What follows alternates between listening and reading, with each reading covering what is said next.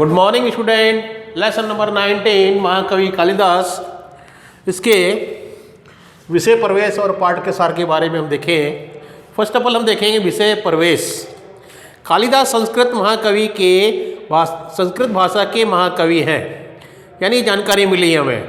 उनके बारे में ऐतिहासिक और भौगोलिक जानकारी प्रमाणिक रूप से नहीं मिलती।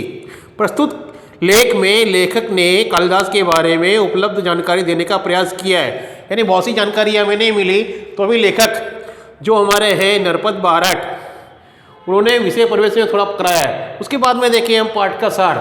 फर्स्ट उसमें देखेंगे हम जन्म और परिचय, कि कालिदास का जन्म कब हुआ, उनके बारे में जानकारी हम देंगे आपको। महाकवि के जन्मस्थान के बारे में ठोस जानकारी का अभाव है। कुछ विद्वान उनका जन्म 365 ईस्वी में तथा निधन 445 ईस्वी में मानते हैं, यानी निश्चित ये बताया गया, परंतु ये भी परफेक्ट नहीं है। उनका जन्म स्थान उज्जैनी बताया गया, अंडरलाइन करेंगे इसको, जन्म स्थान को याद करेंगे हम। उज्जैन में राजा विक्रमादित्य का शासन था। उनके राज्य में प्रजा सब प्रकार से सुखी है। साहित्य और कला का भी खूब विकास हुआ, यानी साहित्य और कला के क्षेत्र में भी वहाँ पर काफ़ी विकास हुआ, इसको नोट करेंगे हम। राजा विक्रमादित्य ने समय समय पर सोने के सिक्के चलाए। जो करेंसी आज चल रही है अपने यहाँ पर, उस समय सोने की चला करती थी।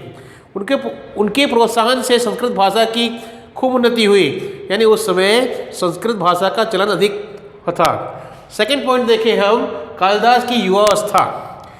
इस पॉइंट के बारे में देखें हम। ऐसा कहा जाता है कि युवावस्था तक कालिदास निरक्षर थे। वे पेड़ के जिस डाल पर बैठते उसी को काटते थे, यानी एक प्रकार से उनको पूरा ज्ञान नहीं था। नेक्स्ट पॉइंट देखें, विद्वोत्मा। विद्वोत्मा राजा शारदानंद की अत्यंत सुंदर और गुणवती पुत्री थी।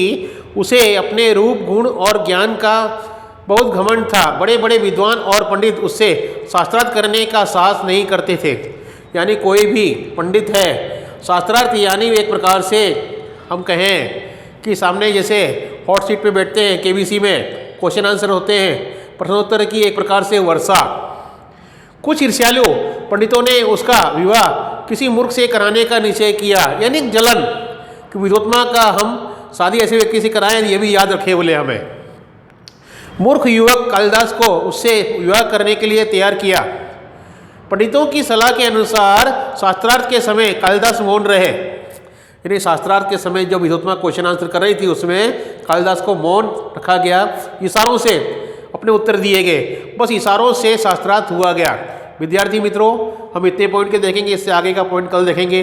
Thank you.